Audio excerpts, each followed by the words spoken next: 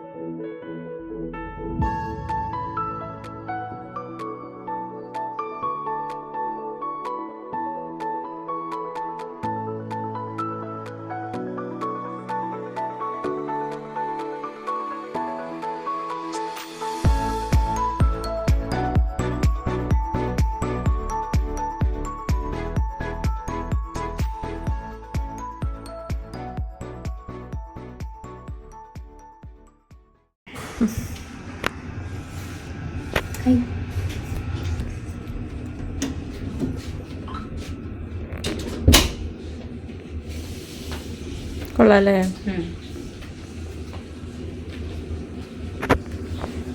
ഇവിടിപ്പോൾ 3 പേർക്ക് സുഖമായിട്ട് കിടക്കാം. ഇതാണ് വ്യൂ. ബിൽഡിങ്സാണ്, കുഴപ്പമില്ല. അതേ അപ്പുറത്തൊരു പണി നടക്കുന്ന ബിൽഡിങ്. നമ്മുടെ നാട് പോലെ തന്നെ ഉണ്ടല്ലേ ഇവിടെ നോക്കുമ്പോൾ. വീടൊക്കെ നല്ല ഭംഗിയാണ്.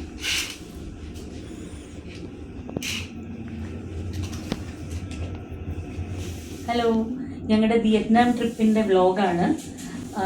നിങ്ങൾ ഇവിടം വരെ എത്തിയ വീഡിയോ കണ്ടല്ലോ. അപ്പോൾ ഇപ്പം ഞാൻ നിൽക്കുന്നത് വിയറ്റ്നാമിൽ നമ്മൾ താമസിക്കുന്ന റൂമിലാണ്. ഹാനോയിലാണ് നമ്മളിപ്പോൾ ഉള്ളത്. അപ്പോൾ ഇവിടെ നിന്ന് ഇനി ഓരോ സ്ഥലത്തേക്കുമായിട്ട് യാത്ര ചെയ്യാണ്. റൂം ഒക്കെ നിങ്ങൾ കണ്ടല്ലോ, നല്ല റൂമാണ് കിട്ടിയിരിക്കുന്നത്. നമ്മുടെ അവിടുത്തെ ഫോർട്ട് കൊച്ചിയില്ലേ, അതുപോലുള്ള ഒരു area, centre of the city തന്നെയാണ്. ആ ഏരിയയിൽ നല്ല ഒരു ഹോട്ടലാണ്. ഫ്ലവർ ഗാർഡൻ എന്നാണ് ഹോട്ടലിൻ്റെ പേര്. അവിടെയാണ് ഞങ്ങളിന്ന് സ്റ്റേ ചെയ്യുന്നത്. എന്നിട്ട് ഇന്ന് കുറേ സ്ഥലത്തേക്കൊക്കെ പോകുന്നുണ്ട്. പോകുന്ന വഴിയെ ഓരോ കാഴ്ചകൾ നമുക്ക് കണ്ടു പോകാം. Hello. Hi. I will go with you today and tomorrow. Okay. Tomorrow we go to Ningli. Ningli. Yes, the next day you go to Ha Long Bay for 2 days. You go to the airport. Our driver will take you. Okay. Stand is very dangerous. So yeah. Ramesh hi പറയൂ. Hi. ഞങ്ങൾ വീണ്ടും അതുപോലുള്ള ഒരു വണ്ടിയിൽ തന്നെ കയറി പോവാണ്. ട്രാവലറാണല്ലേ?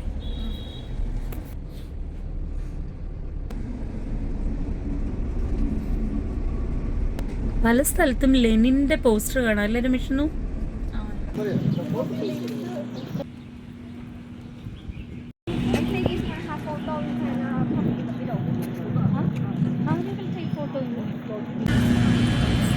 നമ്മുടെ വിയറ്റ്നാം ടൂറിൻ്റെ ഫസ്റ്റ് ഡെസ്റ്റിനേഷനിലാണ് ഞങ്ങൾ എത്തിയിരിക്കുന്നത്.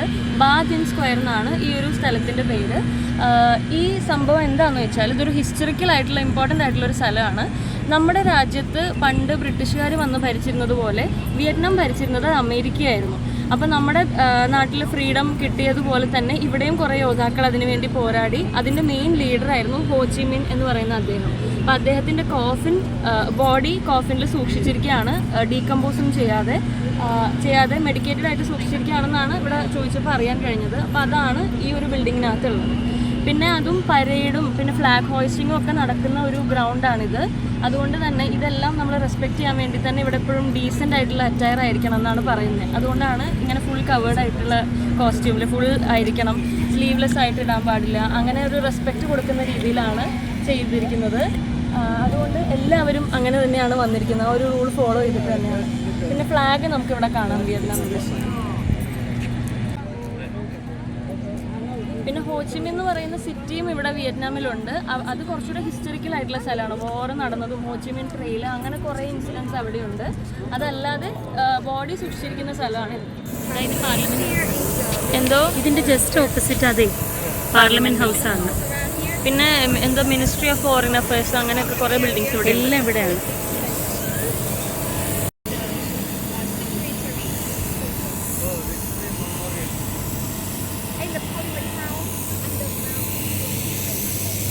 ഈ പാർലമെന്റ് ഹൗസിൻ്റെ അണ്ടർഗ്രൗണ്ടിലായിട്ട് അന്ന് വാറിലേക്ക് വേണ്ടി യൂസ് ചെയ്ത കുറേ വെപ്പൺസ് ഒക്കെ സൂക്ഷിച്ചു വെച്ചിട്ടുണ്ട്.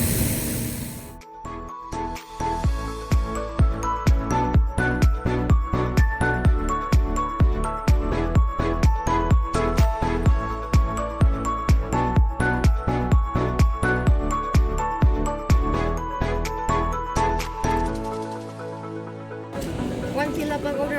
Pagoda, okay. 94. It's in the third corner, if I'm not.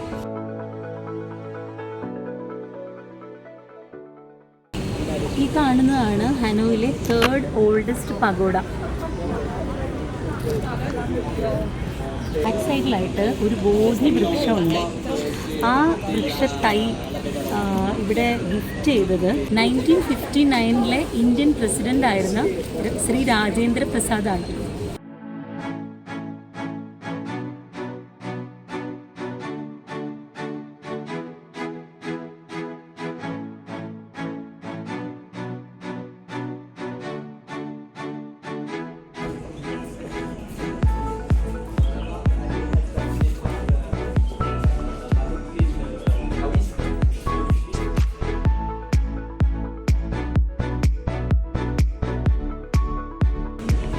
എല്ലാം ഇത് ഓരോ പഗോഡ എന്ന് പറയും, അവരുടെ ക്ഷേത്രങ്ങളാണ്. ഈ കാണുന്നതെല്ലാം നമ്മുടെ അവിടുത്തെ നാലുകെട്ട് തറവാടിൻ്റെ, കേരളത്തിലെ നാലുകെട്ട് തറവാടിൻ്റെ ആ ഒരു രീതിയിലുള്ള ഓരോരോ ചെറിയ ചെറിയ ക്ഷേത്ര സമുച്ചയങ്ങളാണ്. നമ്മുടെ അവിടുത്തെ ക്ഷേത്രങ്ങൾ പോലെ തന്നെ ഒരുപാട് തടിയുടെ വർക്കുകളൊക്കെയുള്ള ഇവിടുത്തെ ക്ഷേത്രങ്ങളാണ് ഇതെല്ലാം.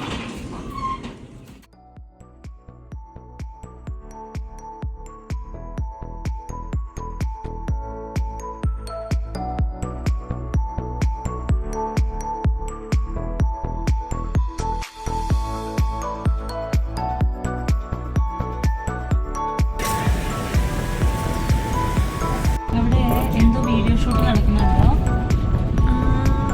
കൊള്ളാല്ലേ, നല്ല രസം.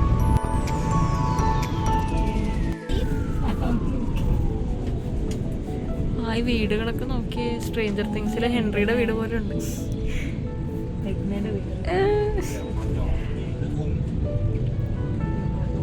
സ്ട്രീറ്റ് ഒക്കെ നന്നായിട്ട്. അതാ ഞാനും പറയാൻ പോയി. നമ്മൾ ബാദിൻ സ്ക്വയറിൽ ബാക്കി 2 സ്ഥലങ്ങളും കണ്ടു. അതിനകത്തും ഒരു മ്യൂസിയം ഉണ്ടായിരുന്നു അതേ കോമ്പൗണ്ടിൽ. മ്യൂസിയം നമ്മൾ എത്തിയപ്പോഴേക്കും ക്ലോസ് ചെയ്തിരുന്നു. അതല്ലാതെ 2 ബുദ്ധ ടെമ്പിൾസിലും നമ്മൾ കയറി. അതിൻ്റെ കുറച്ച് വീഡിയോസും ആഡ് ചെയ്തിട്ടുണ്ട്. പിന്നെ നെക്സ്റ്റ് നമ്മൾ പോകുന്നത് വിയറ്റ്നാമിൻ്റെ മെയിൻ അട്രാക്ഷൻ ആയിട്ടുള്ള ട്രെയിൻ സ്ട്രീറ്റിലേക്കാണ്. കാണാം അമ്മ. ഇതാണ്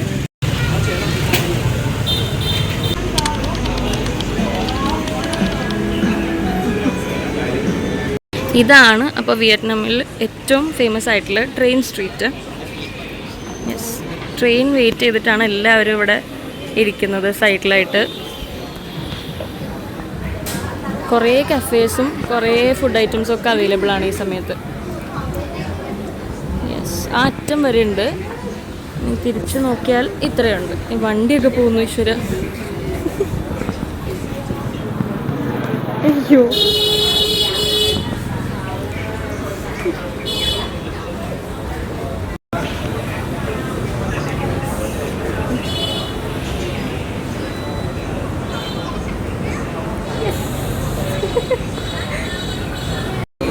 so beautiful. അപ്പോൾ ട്രെയിൻ വരാനായിട്ട് ഞങ്ങൾ വെയിറ്റ് ചെയ്തിരിക്കുകയാണ്. ഒരു ചായയൊക്കെ പറഞ്ഞിട്ട് ആദ്യം കോഫിയും വന്നു. Hi, say hi. Hello. Namaste. നമസ്തേ.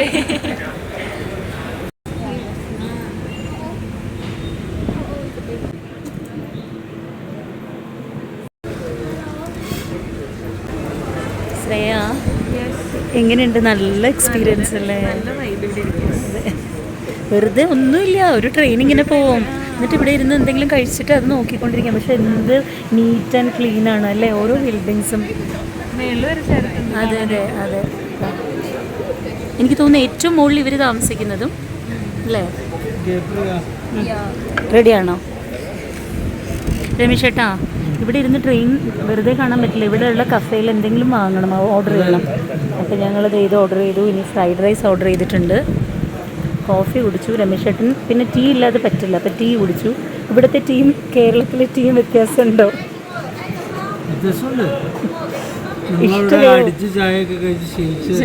ഇവിടെ അങ്ങനെ കിട്ടില്ല. മിൽക്ക് മെയ്ഡ് ഇട്ടിട്ടാ കോഫി ഉണ്ടാക്കണത്, അത് ഉണ്ടാവും. ഞാൻ കണ്ടു. കോഫിക്കകത്ത് ഞാൻ പാൽ ഒഴിക്കാൻ പറഞ്ഞപ്പോഴേ ഒരു മിൽക്ക് മെയ്ഡ് പൊട്ടിച്ചിട്ട് അതിനകത്തേക്ക് അതാണ് ഇട്ടതല്ലേ? സ്പൂൺ അങ്ങോട്ട് ഇട്ടിട്ട് മിക്സ് ചെയ്യും. ഇവിടെ ചായ വളരെ കുറവാണ്, കോഫിയാണ് കൂടുതലും. പിന്നെ അതിനേക്കാളും കൂടുതൽ ബിയറാണ്. കോഫിക്ക് 80,000 ബിയറിന് 60,000. Very good. ഇവിടെ പറയും എല്ലാവരും വെള്ളത്തിനേക്കാളും വില കുറവാണ് ബിയറിന്. ഇവരുടെ എല്ലാം മുമ്പിൽ ഓരോ ബിയറുണ്ട്.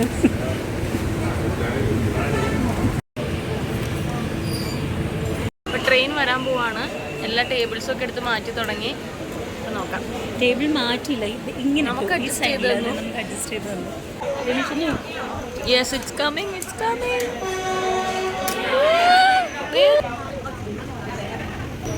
Oh my god, oh my god.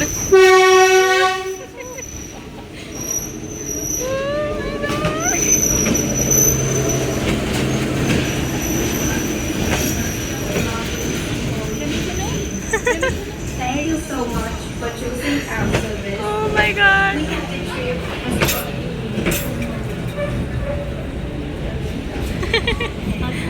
ആൾക്കാർ അവര് അവിടെ നിന്ന് വീഡിയോ എടുക്കാൻ നോക്കിയിരിക്കുക. അമ്മ മാറി മാറി ഫോൺ മാറ്റി.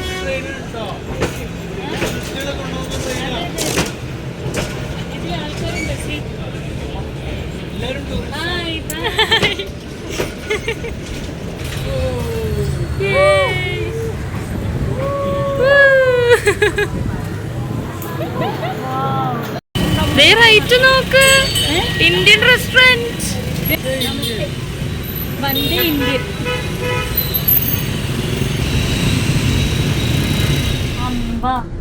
അവിടെ ഒരു സൈഡിലാണല്ലേ? One side, only one side. ഗവൺമെന്റിന്റെ സ്ഥലമായിരുന്നു ഈ അപ്പുറത്തും ഇപ്പുറത്തുള്ള ബിൽഡിങ്സ്. അത് എന്നിട്ട് ഗവൺമെന്റ് പാവപ്പെട്ടവർക്ക് കൊടുത്തു. എന്നിട്ട് അവര് കട തുടങ്ങി. ഇപ്പൊ ഇതൊരു ബിസിനസ് ആയിട്ട് ജീവിക്കാന്ന്.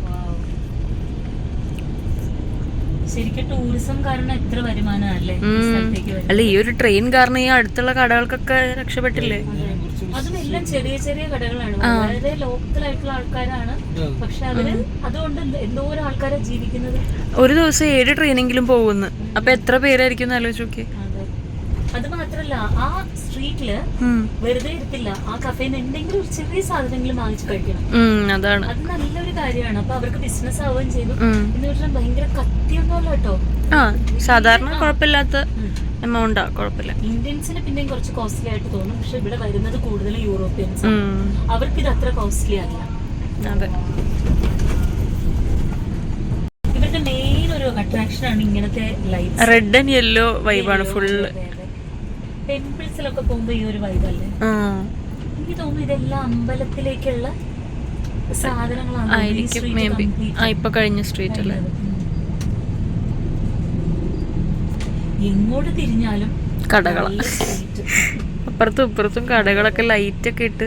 കടകളെന്ന് മാത്രമല്ല, വെറും കടകളല്ല. ആ കടകളിലെല്ലാം നല്ല ഭംഗിയുള്ള മറ്റേ ലൈറ്റ്സ് ഇല്ലേ, അതിനെന്താ പറയാ, ലാൻറ്റേൺ എന്നല്ല, മറ്റേ പോണ്ടിച്ചേരി നിന്നൊക്കെ മേടിച്ചോണ്ട് വരുന്നത്. മനസ്സിലായി. അങ്ങനത്തെ ലൈറ്റ്സ്, കളർഫുൾ ആയിട്ടുള്ള ലൈറ്റ്സ് ഇട്ടിട്ട് ലാമ്പ് ഷെയ്ഡ് അതിട്ടിട്ട് അലങ്കരിച്ചിരിക്കുന്ന കടകളാണ് എല്ലാം.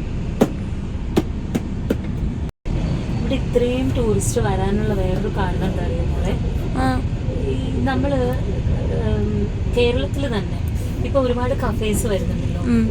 ഇപ്പൊ ഇൻസ്റ്റഗ്രാം ഒക്കെ വന്നതോടുകൂടി ഏതെങ്കിലും വൈബ് നല്ല ഇന്റീരിയർ വർക്കും നല്ല വൈബും ഉള്ള ഒരു കഫേയുടെ എന്തെങ്കിലും ഒരു വീഡിയോ നമ്മൾ കണ്ടു കഴിഞ്ഞാൽ എത്ര ദൂരമാണെങ്കിലും നമ്മൾ അവിടെ ഒന്ന് പോകും, വെറുതെ ഒരു ജ്യൂസ് എങ്കിലും കുടിക്കാനില്ലേ. ഇവിടെ ഉള്ള ഓരോ കഫേയും ആ ഒരു വൈബാണ്. ചെറിയ ഒരു കഫേ ആണെങ്കിൽ പോലും അവിടെ കുറേ നേരം ഇങ്ങനെ ഇരുന്ന് എൻജോയ് ചെയ്ത് വർത്തമാനമൊക്കെ പറഞ്ഞ് ഒരു എന്തെങ്കിലും ഒന്ന് കഴിച്ചിട്ട് വരാൻ പറ്റിയ കഫേസാണ് ഇവിടെ എല്ലാം. പിന്നെ ക്ലീനുമാണ്, അതാണ് ഇത്രയും പേര് ഇവിടെ വരുന്നത്.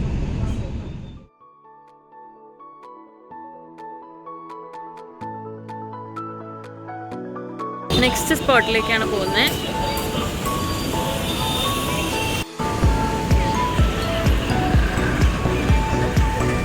Wow, this is the lake.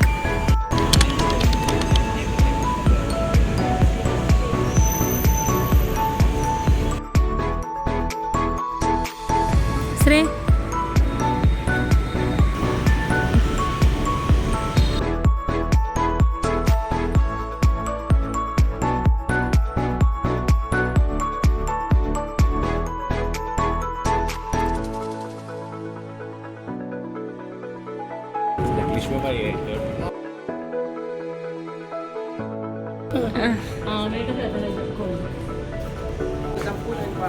പപ്പായാണ്, പപ്പായ ഹൈറ്റ് ഇത്രേ ഉള്ളൂ, പക്ഷെ വലിയ പപ്പായ കണ്ടോ. നിറയെ പപ്പായ ഉണ്ട്.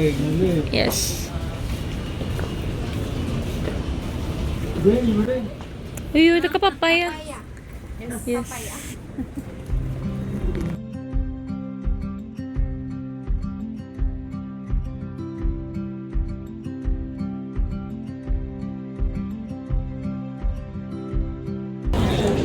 വീണ്ടും ഒരു ടെമ്പിളിലേക്ക് വന്നിരിക്കുകയാണ്. ഇവിടുത്തെ എല്ലാ ക്ഷേത്രങ്ങളിലും നമ്മൾ നേരത്തെ കണ്ട പോലത്തെ തന്നെയാണ്.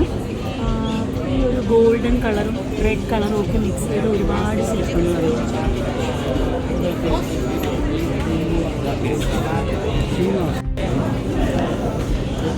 ഇവിടുത്തെ ക്ഷേത്രങ്ങളിൽ ചെരുപ്പിടാട്ടോ, എല്ലാവരും ചെരുപ്പിട്ടിട്ടാക്കി.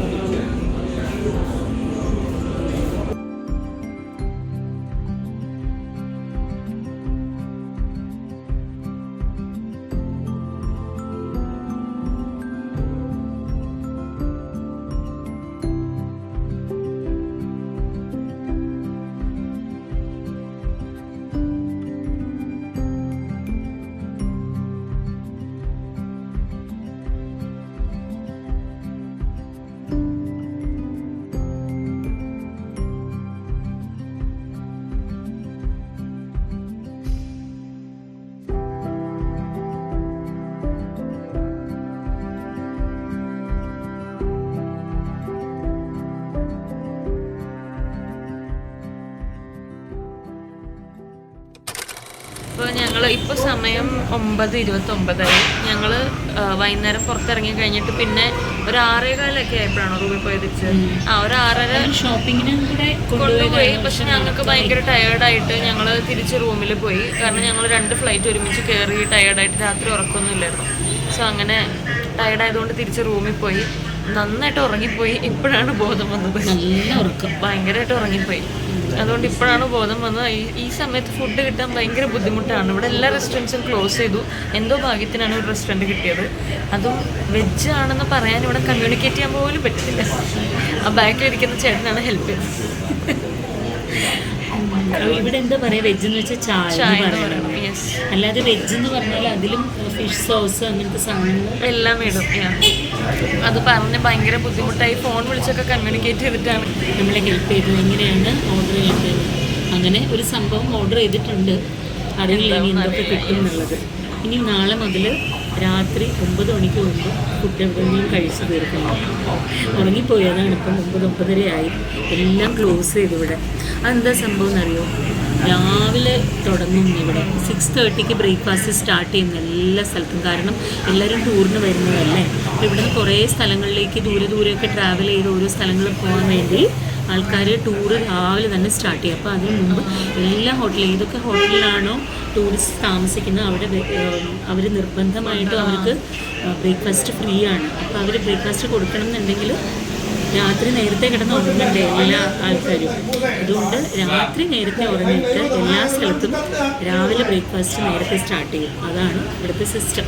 പിന്നെ ചില ഹോട്ടൽസൊക്കെ തുറന്ന് വെച്ചിരിക്കുന്നു കേട്ടോ. ഇതുപോലെ 24 hours ഉള്ള ഹോട്ടലൊക്കെ ഉണ്ട്. അങ്ങനെ ഒരു സ്ഥലത്താണ് ഇപ്പോൾ ഞങ്ങൾക്ക് ഭക്ഷണം കിട്ടിയിരിക്കുന്നത്. ഞങ്ങൾ താമസിക്കുന്ന റെസ്റ്റോറൻറ്റ് പോലും ക്ലോസ് ചെയ്തു. ഞങ്ങൾ ഉറങ്ങി എഴുന്നേറ്റ് ഇപ്പോൾ അത്രയും താമസിച്ചു. ഭയങ്കര ടയർഡായി. നോക്കാം എന്തായാലും.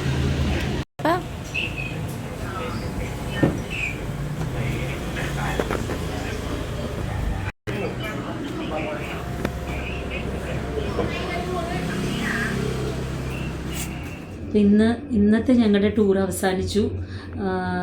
ഫുഡ് നല്ല ഫുഡായിരുന്നു. സാധാരണ ഒരു കടയിൽ കയറിയാണ് കഴിച്ചത്. നല്ല ഭക്ഷണമായിരുന്നു. അത് കഴിഞ്ഞ് ഇനിയിപ്പോൾ റൂമിൽ വന്നിരിക്കുകയാണ്. കിടന്നുറങ്ങണം. ഇനി നാളെ കാണാം. നമ്മളിപ്പം നിംബിങ്ങിൽ വന്നിരിക്കുന്നത് ബിഗ് ഡോങ് പഗോഡ. ഇത് മേടിച്ചു. 2.5 മണി. അവർക്ക് നീന്താൻ അറിയായിരിക്കും. That is the color of our coffee. The color of our coffee. അവസാനം നമ്മുടെ ഇന്ത്യൻ ഫുഡ് വന്നിരിക്കുകയാണ്. കണ്ടപ്പോൾ ഒരു സമാധാനം.